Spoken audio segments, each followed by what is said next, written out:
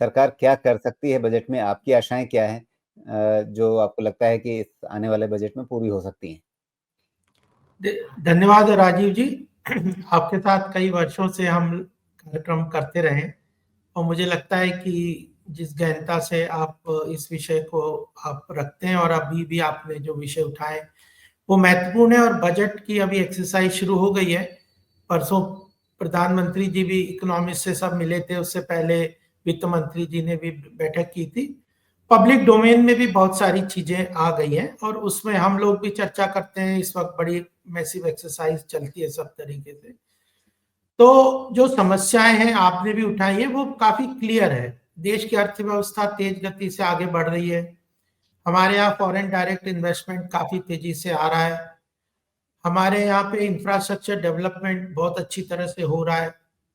और जब हम ये बात करते हैं कि 2047 में विकसित भारत बनने के लिए भारत तैयारी से उस रास्ते पे चल रहा है, तो ये अमृत काल का 25 साल बहुत महत्वपूर्ण है। इन सब के साथ मैक्रो इकोनॉमिक पैरामीटर ठीक है, इन्फ्लेशन कंट्रोल में है, फिस्कल डेफिसिट अपने सही पाथ पे आगे चल रहा है। तो मैक्रो इकोनॉमिक पैरामीटर्स में भारत में इस वक्त कोई बहुत बड़ी समस्या एकदम नहीं है। माइनर इन्फ्लेशन बढ़ जाता है, फूड इन्फ्लेशन बढ़ जाता है, तो वह उसको आरबीआई अपने आप से देख रहा है इंटरेस्ट रेट वगैरह से। अब समस्या यह है कि माइक्रो लेवल पे कई चीजें हैं जो कि सरकार को करनी है। कुछ लोग कहते हैं कि भाई अर्थव्यवस्था जो है वो ऑटो पायलट मोड पे हो गई है, सरकार कुछ नहीं भी करेगी तब भी हम तेज गति से आगे बढ़ते जाएंगे। ऐसा नहीं है। हम सरकार में रहते हुए इस बात को बहुत स्पष्ट रूप से जानते हैं कि इकोनॉमिक रिफॉर्म्स कंटिन्यूअस प्रोसेस है और अगर अर्थव्यवस्था में देश को तेज गति से आगे बढ़ना है तो उसको पूरी तरह से सरकार को ध्यान में रखते हुए कुछ ना कुछ चेंजेस करने पड़ेंगे और कंटिन्यूअस रिफॉर्म के प्रोसेस में जाना पड़ेगा। तो उसके लिए चुनौतियां जो हैं वह सबसे पहली बात है, आप किसी का सॉल्यूशन देखो तो उसके लिए चुनौतियां सामने क्या है उसको स्पष्ट रूप से सरकार समझ रही है, जान रही है, उसको एक्नॉलेज कर रही है, ये महत्वपूर्ण है। तो मैं आपको चुनौतियां भी आपके सामने इनिशियल रिमार्क्स में रख दूंगा संक्षिप्त में।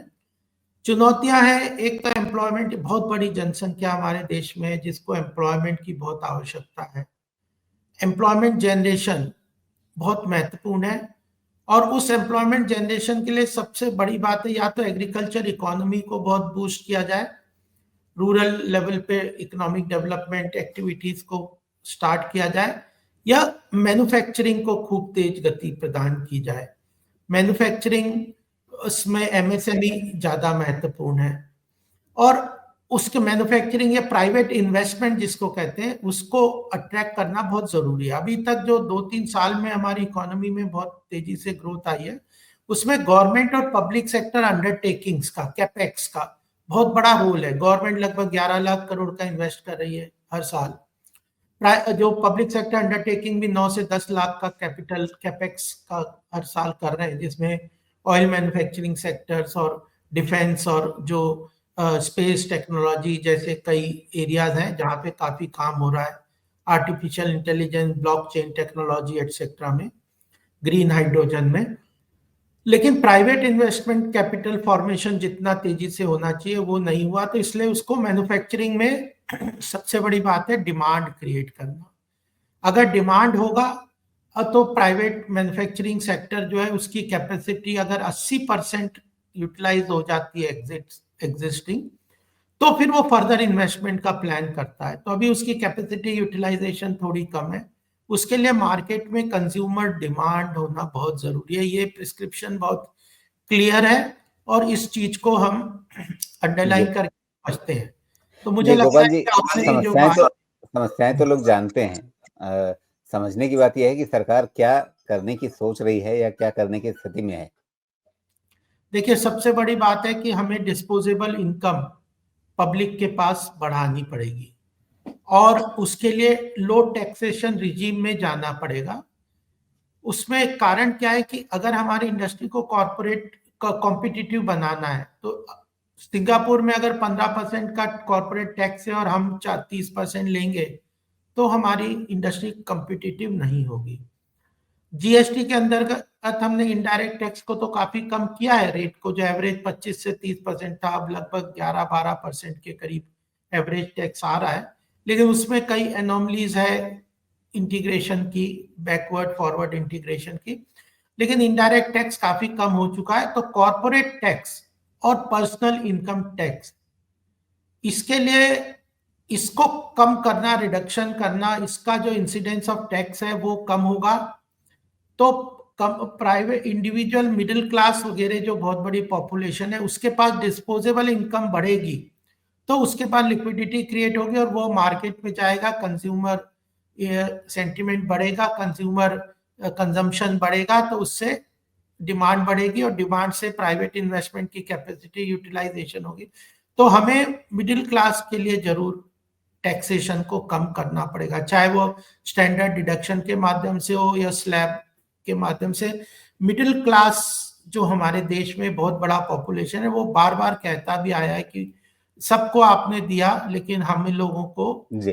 इंफ्रास्ट्रक्चर के माध्यम से ईज ऑफ लिविंग और ईज ऑफ डूइंग बिजनेस से तो मिला, लेकिन डायरेक्ट बेनिफिट के अंतर्गत टैक्सेशन में रिलीफ कम मिला है। तो जी। एक बात मध्यवर्ग की एक बड़ी शिकायत तो यही है कि पिछले 10-11 साल में सबसे ज्यादा उपेक्षा इन्हीं की हुई है। मतलब गरीबों पे तो सरकार का बहुत ध्यान रहा है, लेकिन मध्यवर्ग को हाथ में ज्यादा कुछ मिला नहीं है, नहीं, सीधी-सीधी मैं बात। इसकी उपेक्षा नहीं कहूंगा, मैं कहूंगा कि उनको जो सरकार का हमारा सोच था कि infrastructure development, ease of doing business और ईज ऑफ लिविंग, जिस तरह से जो सरकार ने रोड्स का कंस्ट्रक्शन है, एयरवेज है, रेलवेज है, जो हाउसिंग के सेक्टर में दिया है, क्रेडिट अवेलेबिलिटी के माध्यम से बहुत सारा पैसा लिक्विडिटी क्रिएट की है, उन और जीडीपी ग्रोथ के माध्यम से इनकी ग्रोथ होगा, एम्प्लॉयमेंट अपॉर्चुनिटी बढ़ेगी, इस तरह से सोच जी। रहे थे।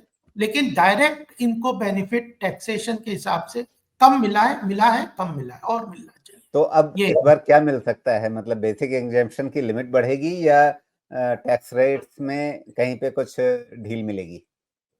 देखिए, वो कैसे भी हो सकता है, वो तो वित्त मंत्री और पीएमओ का, प्रधानमंत्री जी का प्रेरोगेटिव है। अभी उस पर कोई ऐसा डिटेल नहीं, अभी तो उनके माइंड में क्या है ये चीज तो चर्चा नहीं होती, हम लोगों के माइंड में क्या है, हम अपना फीडबैक जो इंडस्ट्री से और बिजनेस इकोनॉमिस्ट से मिल रहा है, वह उसके माध्यम से यही फीडबैक मिल रहा है। हमारा भी तो सोचना आप यह है अपनी ओर कि से सरकार को कह रहे हैं कि इन दोनों में से कुछ करिए, इस मध्य वर्ग को थोड़ी सीधी राहत मिडिल दीजिए। इनकम, मिडिल आय ग्रुप वर्ग को किसी न कुछ टैक्सेशन में रिलीफ मिलेगा, तो इकोनॉमी में जो कुछ चैलेंज चुनौतियां हैं वो और तेजी से बढ़ कम होंगी, जिसमें एम्प्लॉयमेंट जनरेशन मैन्युफैक्चरिंग सेक्टर में बढ़ेगा, उसका कंट्रीब्यूशन जीडीपी में बढ़ेगा।